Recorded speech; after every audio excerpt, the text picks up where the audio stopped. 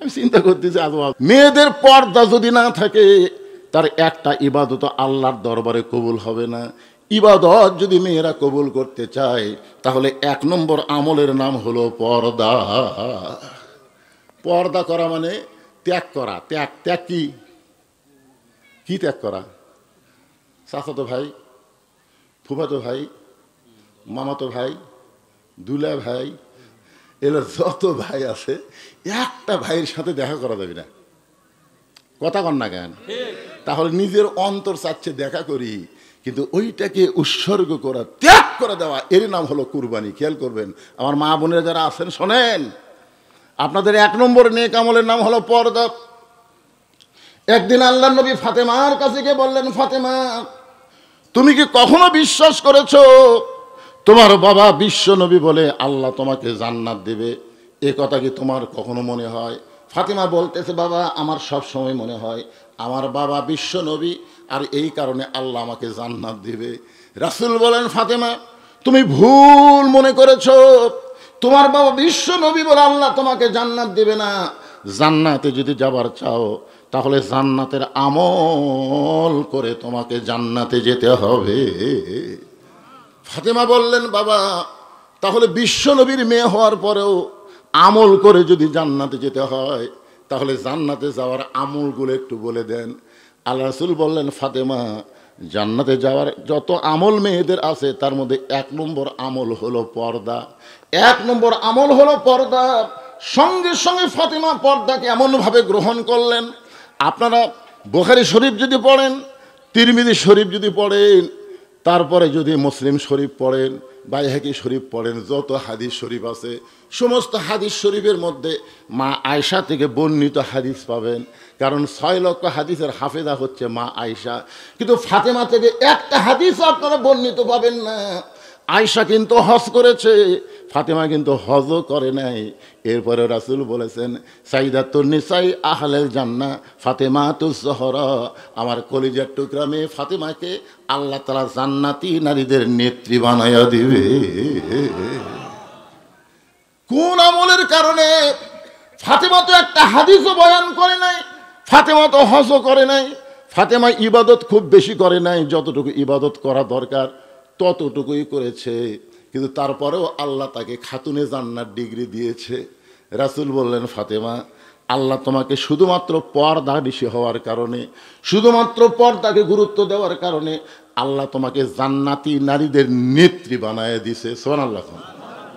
ফাতেমা সেই খুশি, জান্নাতি নারীদের নেত্রী হওয়ার কথা শুনে সেই খুশি। তো ইসলামে আবার খুশি খুব একটা পছন্দ করে না, মানে অতিরিক্ত জিনিসটা ইসলাম পছন্দ করে না। তা আল্লাহ রাসূল ডাক দিলেন, শোনো ফাতেমাকে, কি হয়েছে বাবা, তুমি যে খুশি হলে, তুমি মনে করছো তুমি সেরা। ফাতেমা বলতেছে, আব্বা কি খান আপনি, আমি জান্নাতি নারীদের নেত্রী, তাহলে আমি তো সেরা। রাসূল বলেন, ফাতেমা, তুমি জানো না, আল্লাহ তোমাকে জান্নাতি নারীদের নেত্রী বানাইছে ঠিকই, কিন্তু তোমার আগে আল্লাহ একজনকে জান্নাত দিবে। মানে নিজের মেয়েকেও দেখেন রাসূল কিভাবে কনভার্ট করছে, দেখছেন? এ কথা রাসূল না বললেও তো হতো, কিন্তু নিজের মেয়ের অতিরিক্ত আনন্দ, আমি দেখবার চাই, একটা বারের জন্য নবীর মেয়েকে আমি দেখতে চাই। ফাতেমা বললেন, তাহলে কান্দার কারণ কি? দরজা খুললেই তো আমার সঙ্গে দেখা হবে।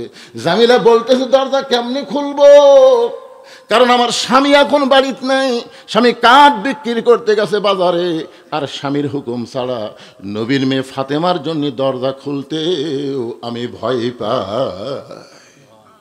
ফাতেমা চমকে উঠছে, ওরে বাবা রে, কি স্বামী ভক্ত রে। মায়েরা,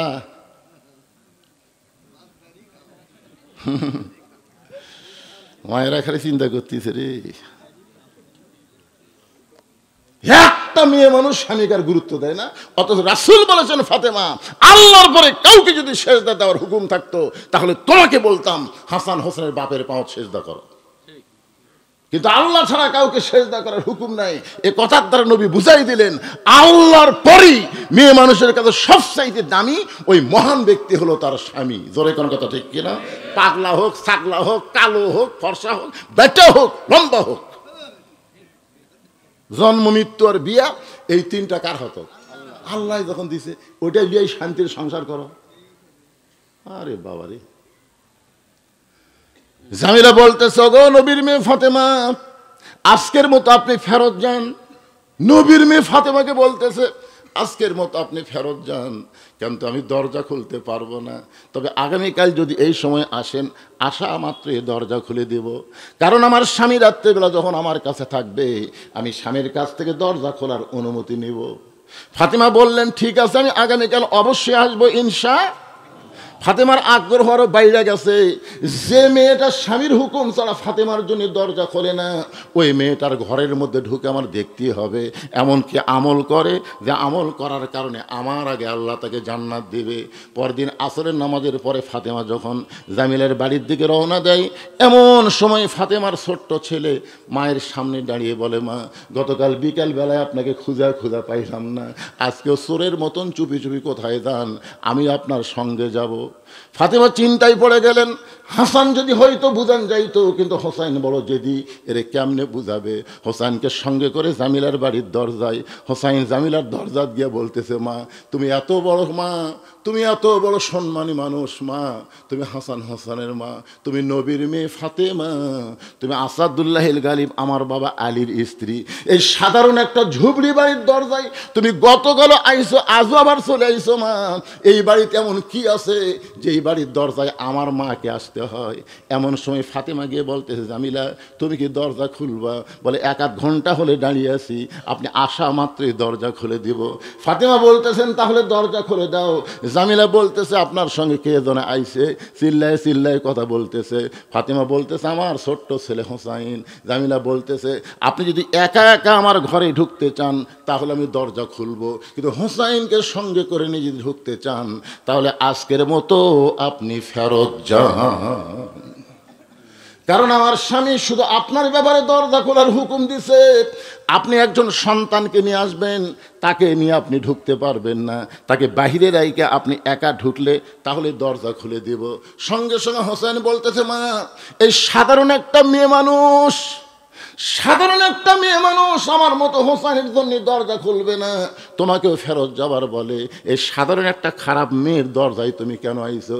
সঙ্গে সঙ্গে ফাতেমা হোসেনকে বুকের মধ্যে নিয়ে কপালে একটা চুমুন দিয়ে বলতেছে, বাবা তুমি যাকে সাধারণ বলতেছো, তুমি যাকে খারাপ বলতেছো, তোমার নানা বলেছে ওই মেয়েটা তোমার মায়ের আগে জান্নাতে যাবে।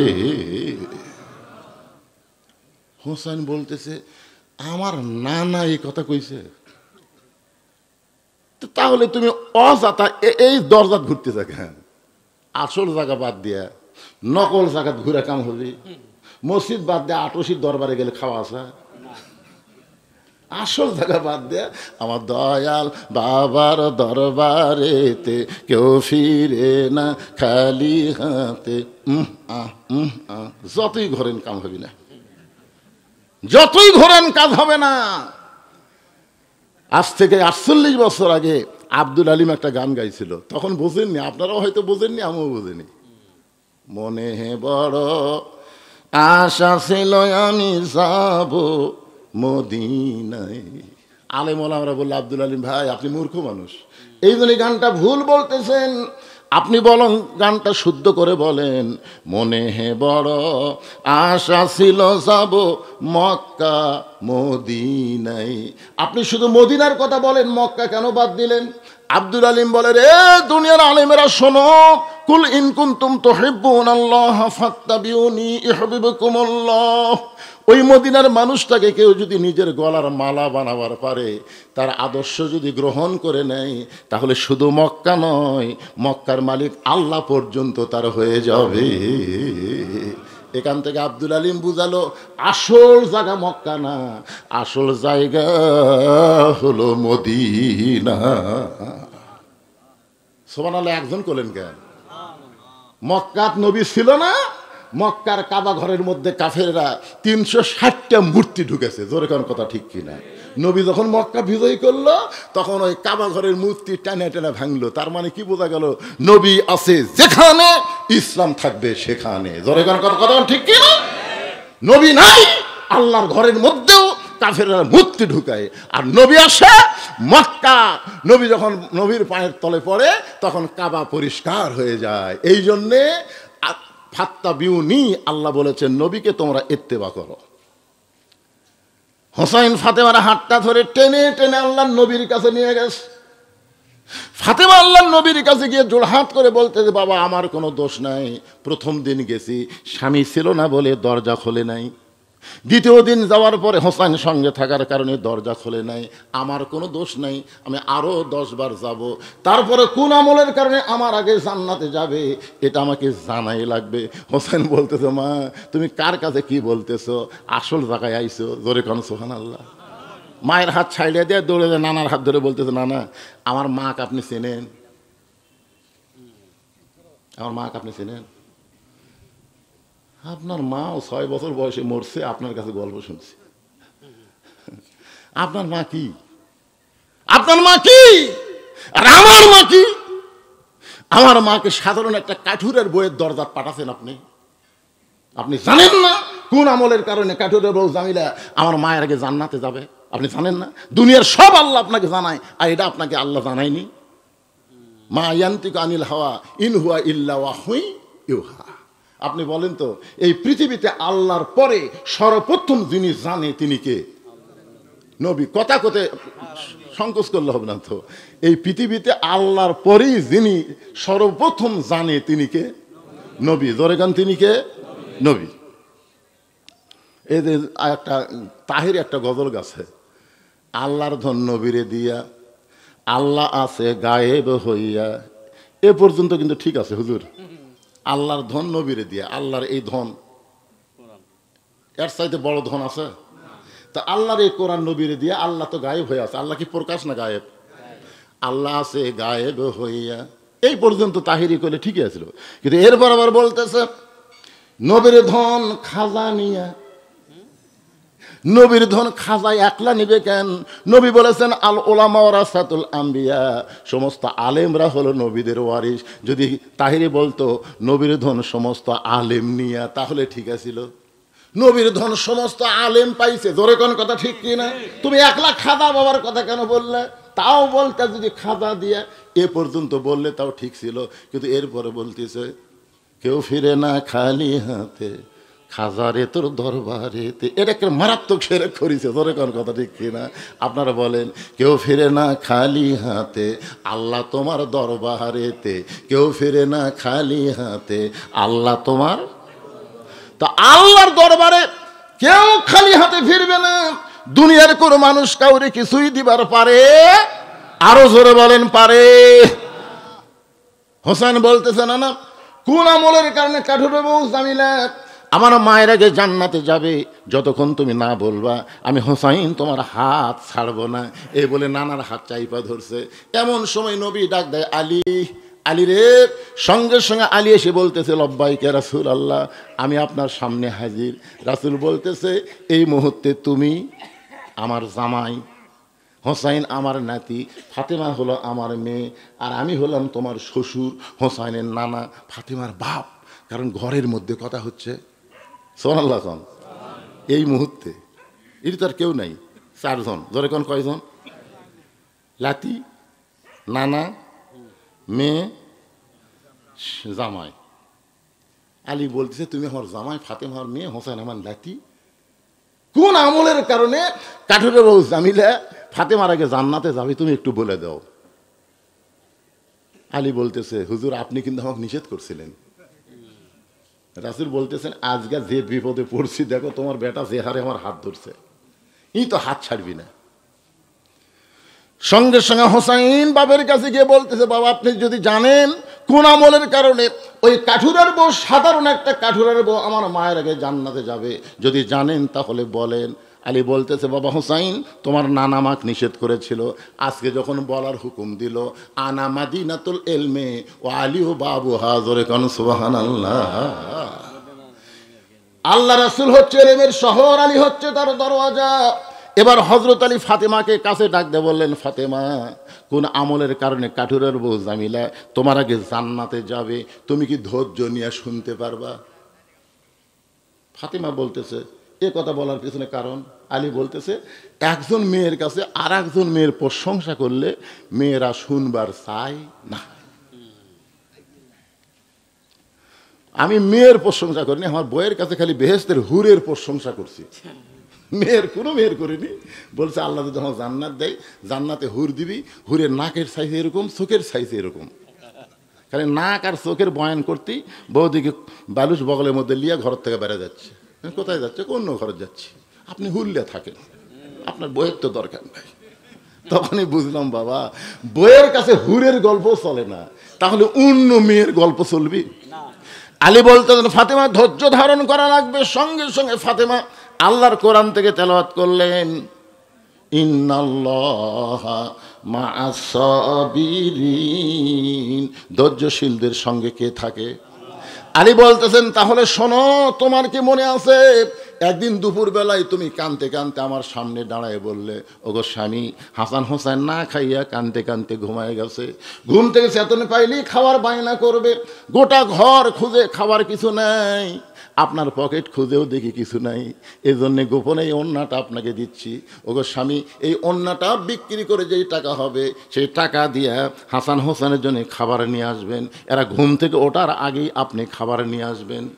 আলী বলেন ফাতেমা, তোমার ওন্নাটা আমার জামার পকেটের মধ্যে ঢুকাইলাম, জামার পকেটের মধ্যে নিয়ে বাজারে ঘুরতেছি, আমার ইমান আর মন বলতেছে আলী রে, তোর হাসান হোসেন ক্ষুধার জ্বালায় কানতে কানতে ঘুমায় গেছে, তোর বউ তোরে যে জিনিস বিক্রি করবার দিছে এটা যদি বের করে বিক্রি করতে চাস, আর জনগণ যদি জিজ্ঞাসা করে অন্যাকার, তুই যদি বলিস আমার বইয়ের, তাহলে প্রত্যেকটা খরিদ্দার মনে করবে যেই পুরুষ মানুষ বইয়ের জিনিস বেচা খায়, এই পুরুষ হলো দুর্বল পুরুষ।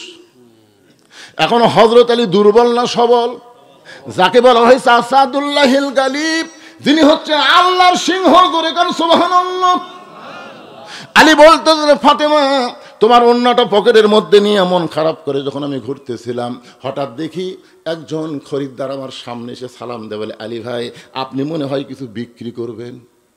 আমি আলী চমকে গেলাম, আমার পকেটের মধ্যে বিক্রির জিনিস একমাত্র আল্লাহ আলী ছাড়া কেউ জানে না, আর খরিদ্দার বলতেছে আমার মনে হয় আপনি কিছু বিক্রি করবেন।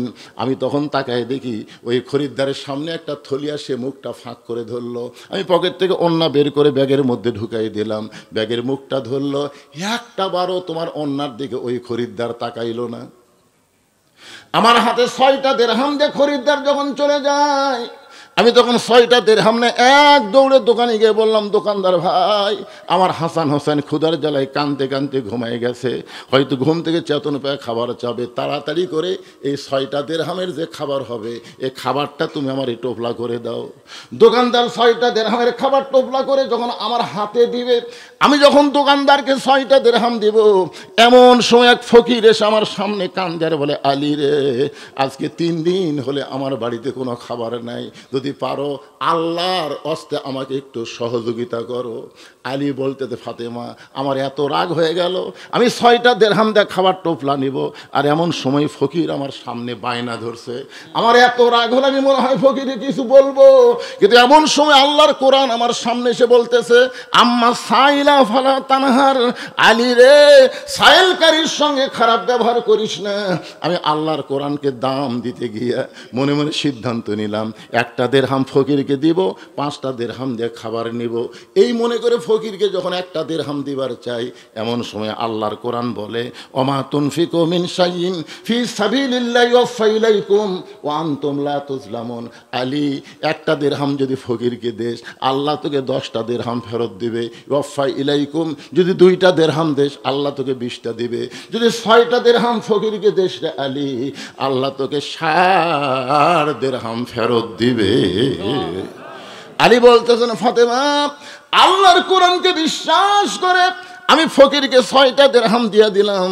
ফকির যখন হাসতে হাসতে চলে গেল, এমন সময় দোকানদার বলতেছে, আলী ভাই, এই যে খাবার টোপলা করলাম, এই টোপলার খবর কি? আমি বললাম, ভাইজান, এক টোপলা নিয়ে গেলে একদিনই তো শেষ হয়ে যাবে, টোপলা থুয়া তুমি 2 বস্তা খাবার প্যাকেট করো। আমি দোকানদারকে 2 বস্তা খাবার প্যাকেট করার কথা বলে আমি বাজারের মধ্যে ঘুরতেছিলাম, আমার মন খালি বারবার বলে আল্লাহর কোরআন তো মিথ্যা না। ওমা তুনফিকু মিন শাইইন ফি সাবিলিল্লাহি ওয়াফা ইলাইকুম ওয়া আনতুম লা তুজলামুন। আল্লাহর কোরআনকে বিশ্বাস করে বাজারের মধ্যে ঘুরতেছিলাম, হঠাৎ থেকে এক ব্যক্তি উট নিয়ে আমার সামনে দিয়া যায়, আমাকে সালাম বলে, আলী ভাই অযথা বাজারে ঘুরে লাভ নাই, এই উটটা কিনবেন নাকি? আমি কইলাম ভাই একটা টাকাও তো আমার পকেটে নাই, তোমার এত সুন্দর উটটা আমি কেমনে কিনবো? উটওয়ালা বলতেছে 100 দিরহামে বাকিতে উটটা কিনেন, বিক্রি করে আপনি টাকা দিবেন, সেটাও কি পারবেন না? আলী বলতেছেন ফাতেমা জীবনে এমন সুযোগ কোনোদিন পাইলাম না, আজকে এই সুযোগ হাতছাড়া না করে 100 দিরহাম বাকিতে উটটা কিনে যেই মাত্র উটের বাজারে গেছি, চারিদিক থেকে খরিদ্দার আমাকে ঘিরে ধরে বলতেছে আলী ভাই এত সুন্দর উট বিক্রি করবেন, দাম কত নেবেন? আমি কইলাম হিসাব করে বলো। একজন দৌড়ে এসে আমার কানে কানে বলতেছে অযথা দরদাম করে লাভ নাই, 160 দিরহাম দাম দিয়া দিলাম। আলী বলতেছেন ফাতেমা 100 দিরহাম উটওয়ালাকে ফেরত দিয়া বাকি 60টা দিরহাম নিয়ে দোকানে গিয়ে বললাম ভাই খবর কি? বলে 2 বস্তা আপনার কথা মতো প্যাকেট করেছি, দাম কত নিবা? বলে 60 দিরহাম দিলেই চলবে। 60টা দিরহাম দিয়ে 2 বস্তা খাবার কান্দে নিয়ে আমি যখন বাড়ির দিকে রওনা দিলাম, বাড়ির কাছে এসে দেখি দরজায় তুমি খিল আটকায় দিলে। বাড়ির কাছে এসে দেখি এতক্ষণ দরজা ভিড়ানো ছিল, কিন্তু আমার অবস্থা তুমি দেখে তুমি দরজায় খিল দিলা। আমি বললাম ফাতেমা দরজা খুলো। তুমি তখন জানলা দিয়ে বলতেছো আমি দরজা পরে খুলবো, আগে জানতে হবে অন্য বিক্রি করার টাকা দিয়া বড় জোরে 1 টোপলা খাবার হবে, 2 বস্তা খাবার কোথায় পাইলেন? এটা না বলা পর্যন্ত দরজা খুলবো না। আমি বললাম ফাতেমা আগে দরজা খোলো তারপরে বলবো। ফাতেমা বলতেছে আগে বলেন তারপরে দরজা খুলবো। দরকার হলে আমার সন্তান না খাইয়া মরবে, না খাইয়া মরবে, কিন্তু কোথায় 2 বস্তা পালেন এটা না বলা পর্যন্ত দরজা খুলবো না। প্রত্যেকটা নেতার বউ যদি এমন হয় আমার নেতাই এত টাকা কোথায় পায় এটা না জানা পর্যন্ত দরজা খুলবো না। বউ যদি ভালো হয় নেতা ভালো হতে বাধ্য হবে। জোরে কোন কথা ঠিক কি না? 20,000 টাকা বেতনে চাকরি পায়, 25,000 টাকার বাসা ভাড়া নেয়, এত টাকা ঘুটি ভাই। খালি বউ যদি খালি ঠিক মতো চেক দেয়, আয় একটা মরদ মানুষও খারাপ থাকবি না। জোরে কোন কথা ঠিক কিনা? অন্য বিক্রি করার টাকা দিয়ে বড় জোরে 1 টোপলা খাবার হবে। আপনি 2 বস্তা খাবার কান্দত করে নিয়ে আইছেন, আগে বলেন 2 বস্তা কোথায় পাইলেন? আলী বলতেছে ফাতেমা ওজন লাগছে তো, তুমি তাড়াতাড়ি দরজা খুলে দাও। বস্তা থুয়েই বলতেছি। ফাতেমা বলতেছে না আগে বলেন তারপরে দরজা খুলবো। এমন সময় আল্লাহর কোরআন বলতেছে আর রিজালু কাওয়ামুনা আলান নিসা, আলী রে পুরুষেরা নারীদের উপরে থাকবে। খবরদার ফাতেমা যতক্ষণ দরজা না খুলবে ততক্ষণ পর্যন্ত 2 বস্তার খবর বলবি না। জোরে কোন সুবহানাল্লাহ। আপনার বলেন তো এখানে আল্লাহ কি বলতেছে? আর রিজালু কাওয়ামুনা আলান নিসা, পুরুষেরা নারীদের উপরে না তলে নিচে? আল্লাহ কোরআনে বলতেছে আর রেজালু কাওয়ামুনা আলান নিসা, পুরুষেরা নারীদের উপরে থাকবে। এই যে খালেদার থেকে শুরু করে হাসিনা পর্যন্ত এত বছর আমরা কিন্তু মেয়ে মানুষের নিচে আসছিলাম। ধরে কোন কথা ঠিক। এই জন্য তো একটা দোয়া আমাদের কবুল হয়নি। এই সাইদি হুজুর জন্য এত দোয়া আমরা করছি, কবুল হয়নি। হবি কি হয়? মেয়ে মানুষের তলে থেকে দোয়া করলে হবি? আল্লাহ রাসূল বলেছেন, বুখারী শরীফের হাদিসটা শোনেন, বিরক্ত হচ্ছেন আপনারা? অনেকদিন পড়াচ্ছি আর আজকের ওয়াজের পর আপনাকে এলাকা তার কোনো ওয়াজও নেই। আচ্ছা আরো কোনো ওয়াজ আছে না? চালান না, একটা সময় পর্যন্ত শেষ করবো ইনশাল্লাহ। খুব ভালো লাগতেছে, লোক অল্প হলো একেবারে, এখন আবার কম অল্প না, এখন মোটামুটি ভালোই হয়েছে আলহামদুলিল্লাহ। হ্যাঁ তো কি মা তারাক্তু, হাদিসটা শোনেন বুখারী শরীফের, মা তারাক্তু বাদি আলা উম্মতি ফিতনাতুন আদর আলা রাজুলু মিনান নিসা, রাওয়াহুল বুখারী কিতাবুল ফিতান। আল্লাহ নবী বলেন আমার পরে আমার উম্মতের জন্য সবচাইতে বড় বিপদ হলো পুরুষ মানুষের জন্য নারী নেত্রী হওয়া। হযরত আলীকে আল্লাহর কোরআন বলতেছে যতক্ষণ ফাতেমা দরজা না খুলবে ততক্ষণ তুই বস্তার খবর বলবি না। ফাতেমাও দরজা খোলে না, আলীও বস্তার খবর বলে না। এক সময় আলীর মন বলতেছে মেয়ে যখন দরজা খোলে না মেয়ের বাপের কাছে যাব। এখন 2 বস্তা কান্দে নিয়ে আল্লাহ নবীর দরবারে, নবী তখন বসেছিলেন। নবী দৌড়ে এসে আলীর কপালে একটা চুমা দিয়া 2 বস্তা কাঁধ থেকে নামাই নিলেন। নবী বলতেছে কে রে আলী, তোর কান্দর থেকে 2 বস্তা আমি নিজে নামাইলিয়া তোর কপালে চুমা দিলাম, তোর মন ভার কেন? আলী বলতেছে হুজুর আপনি ভালো, কিন্তু আপনার মেয়ে যেই বলছে কিন্তু এই খবরদার, কি কি আলী বলতেছে না, বলবো না, বলবার চাইছিলাম। আপনি দৌড়ে এসে আমার কপালে চুমা দিয়ে আমার কাঁধ থেকে 2 বস্তা নামা নিলেন, কিন্তু আপনার মেয়ে ঘন্টার পর ঘন্টা দাঁড়িয়ে থাকলাম, খালি বলে বস্তার খবর না বলা পর্যন্ত দরজা খুলবো না। আর আমিও বলতেছি দরজা না খুললে বলবো না। রাসূল বলে, ফাতেমা যদি দরজা খুলে দিত তুই কি আমার কাছে আসতি? আলী বলতেছে না, দরজা খুলে এখানে কেন আসবো? আরে পাগলা, এখানে আসার পিছনে কারণ হলো ফাতেমার ওড়না কে কিনলো তুই জানিস? আলী চুম করছে না, কে কোন ফকির তোর কাছ থেকে ভিক্ষা নিল সেই ফকিরকে তুই চিনিস? আলী কয় না। কে তোর কাছে উট বিক্রি করলো তুই জানিস? কয় না। কে তোর কাছ থেকে উট কিনলো তুই তাকে চিনিস? আলী বলতে, হুজুর এগুলো তো আমি কিছুই জানি না। বলে, এটা জানানোর জন্যই তো আমার মেয়ে দরজা খুলনি পাগলা, আমার কাছে তোকে পাঠাই দিছে। কে ওড়না কিনলো, কে ভিক্ষা নিল, কে উট বিক্রি করলো, কে খরিদ্দার হলো, জানবার চাস? আলী বলতে, জানবার চাই মানে? এখন হযরত আলী জানবি, রাসূল বলবি, আমিও বলবো, নবীর কথা মতো আপনারা শুনবেন, জানবেন। এবং আজকে সূরা এই কাউসারের পুরোপুরি একটা তাফসীর শুনে এখান থেকে আমরা যাব। তরে লা ইলাহা ইল্লাল্লাহ, লা ইলাহা ইল্লাল্লাহ, লা ইলাহা, লা ইলাহা ইল্লাল্লাহু মুহাম্মাদুর রাসূলুল্লাহ সাল্লাল্লাহু আলাইহি ওয়াসাল্লাম। এখন আসেন, আলোচনাটা কোন জায়গায় আছে মনে আছে না ভুলে গেছেন?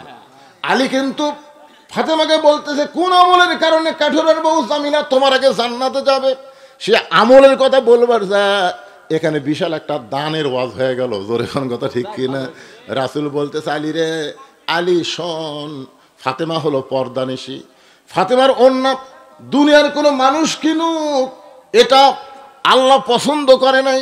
কারণ ফাতেমা পর্দানিশী হওয়ার কারণে আল্লাহ ফাতেমাকে এত সম্মান করে, জান্নাতের একটা ফেরেশতাকে মানুষরূপী খরিদ্দার বানায়া আল্লাহর পক্ষ থেকে 6টা দিরহাম হাদিয়া দিয়া ফাতেমার ওড়নাটা আল্লাহ নিজেই খরিদ্দার হয়ে কিনে ওই ওড়নাটা জান্নাতের ভিতরে যত্ন করে রাইখা দিয়েছে। আমার পর্দানিশী মায়েরা মনোযোগ দিয়ে শোনেন, পর্দানিশীকে আল্লাহ এত ভালোবাসে যে পর্দানিশীর একটা ওড়না দুনিয়ার কোনো মানুষ কিনুক এটা আল্লাহ পছন্দ করেনি বলে আল্লাহ নিজেই খরিদ্দার হয়ে ওড়না কিনে জান্নাতের মধ্যে যত্ন করে রেখেছে। আলী রে, যেই ফকির তোর কাছে ভিক্ষা চাইলো ওই ফকিরটা হলো ওই ফেরেশতা। যখন ওড়না বিক্রি করে, যখন ওড়না কিনে নিয়ে আল্লাহর কাছে যায় জান্নাতে রাখার পরে, ফেরেশতাকে আল্লাহ বলে, লিয়াবলুয়াকুম আইয়ুকুম আহসানু আমালা। রে ফেরেশতা, আমি আল্লাহ আলীর আমলকে পরীক্ষা করব, সুন্দর আমলের পরীক্ষা হবে, তুই যা ওই 6টা দিরহাম আলীর কাছ থেকে ফেরত নিয়ে আয়। ফেরেশতা বলতেছে, আল্লাহ তার সন্তান 2টা না খায় ঘুমায় আছে, ঘুম থেকে চেতন পেয়ে খাবার চাবে, মায়ের ওড়না বিক্রি করে সেই খাবার কিনতেছে, এখন আপনি কেন যাবার বলেন? আল্লাহ বলে, ফেরেশতা আমি দেখতে চাই আলী তার সন্তানকে বেশি ভালোবাসে না আল্লাহর কোরআনকে বেশি ভালোবাসে। ওই ফেরেশতা ফকির হয়ে তোমার কাছে 6টা দিরহাম ভিক্ষা নিয়ে যখন আল্লাহর কাছে জমা দেয়, তুমি তখন আল্লাহর কোরআনকে বিশ্বাস করেছ। মা তুনফিকু মিন শাইইন ফি সাবিলিল্লাহি ইউফা ইলাইকুম ওয়া আনতুম লা তুজলামুন। আল্লাহ তাআলা ওই ফেরেশতাকে বলেছে, ফেরেশতা যে উটের পিঠে চড়ে ফাতেমা জান্নাতে যাবে ওই উটটা দুনিয়াতে আলীর কাছে 100 দিরহাম বাকিতে বিক্রি কর। 100 দিরহাম বাকিতে উটটা বিক্রি করে ওই ফেরেশতা মানুষরূপী খরিদ্দার হয়ে 160 দিরহাম দিয়া তোমার কাছ থেকে উটটা কিনলো। তুমি 100 দিরহাম উটওয়ালারে ফেরত দিয়া 60টা দিরহাম দিয়া 2 বস্তা খাবার নিয়ে ফাতেমার দরজায় আসলে। বাজান একটু খেয়াল করেন, আলী বলেন, ফাতেমা তুমি খাতুনে জান্নাত হওয়ার কারণে আল্লাহ তোমাকে জান্নাতে হেঁটে হেঁটে জান্নাতে নেবে না, নারীদের সর্দারিনী হওয়ার কারণে আল্লাহ তোমাকে উটের পিঠে করে জান্নাতে নিবে। তুমি যখন উটের পিঠে চড়ে জান্নাতের দিকে রওনা দিবে, তোমার মনের মধ্যে তখন একটা ভাব হবে, সাইদাতুন নিসা আহলিল জান্নাহ ফাতেমা তো জোহরা হওয়ার কারণে আল্লাহ আমাকে কত সম্মান দিয়া উটের পিঠে করে জান্নাতে নিচ্ছে। কিন্তু ওই তো জান্নাতের দরজা দেখা যায়, কিন্তু উটটা হঠাৎ 2-4টা পা ব্রেক হয়ে যাবে। ফেরেশতারা বলবে, আল্লাহ, খাতুনে জান্নাতের উট তো আর সামনের দিকে যায় না, উটটার পা ব্রেক হয়ে গেল, কারণ কি?